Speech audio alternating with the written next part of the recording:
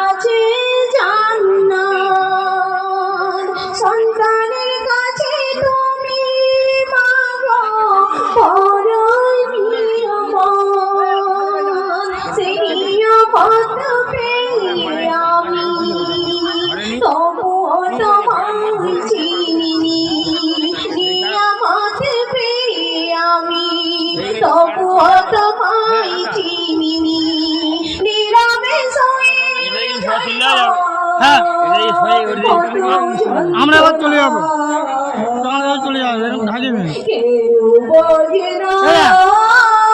এবার তো চলে যাবো বেদনা কেউ বোঝে না